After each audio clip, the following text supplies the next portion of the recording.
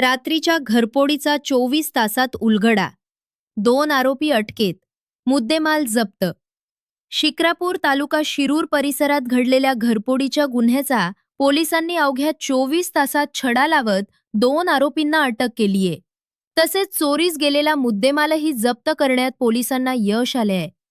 Shikrapur police station येथे गुन्हा क्रमांक 364/2026 भारतीय न्याय संहिता कलम 305, 334 एक अन्वये नोंद करण्यात आला होता. दिनांक 23 एप्रिल 2026 रोजी सायंकाळी सुमारे 6:30 ते 24 एप्रिल रोजी पहाटे 4:30 या कालावधीत शिक्रापूर गाव हद्दीत चाकण शिक्रापूर रोडवरील महालक्ष्मी इंटरप्राइजेस या दुकानात अज्ञात चोरट्यांनी शटर उचकटून प्रवेश करत 2 मोबाईल फोन व रोकड असा मुद्देमाल लंपास केला होता. याबाबत फिर्यादी तुषार रमेश भंडारे वय 27 राहणार वडुबू तालुका शिरूर यांनी तक्रार दिली होती. गुन्ह्याचे गांभीर्य लक्षात घेऊन पोलीस निरीक्षक दीपर्तन गायकवाड यांच्या मार्गदर्शनाखाली तपास पथक तयार करण्यात आले. सीसीटीव्ही फुटेज व गोपनीय माहितीच्या आधारे पोलिसांनी आरोपींचा शोध घेतला. त्यानुसार प्रसाद संतोष भोंडे वय 22 राहणार डोंगरवस्ती सणसवाडी व रोहित श्याम चव्हाण वय 23 कोरेगाव भीमा यांना ताब्यात घेण्यात आले. तपासादरम्यान आरोपींनी गुन्ह्याची कबुली दिली असून त्यांनी यापूर्वी मोटारसायकल चोरीसारखं गुन्हे केल्याचंही समोर आले आहे.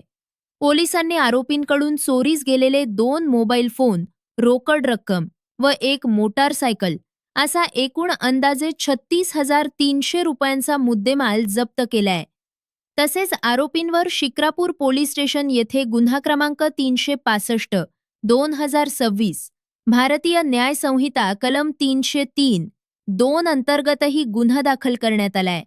या प्रकरणाचा पुढील तपास सुरू असून आरोपींकडून आणखी गुन्हे उघड होण्याची शक्यता पोलिसांनी व्यक्त केलीये.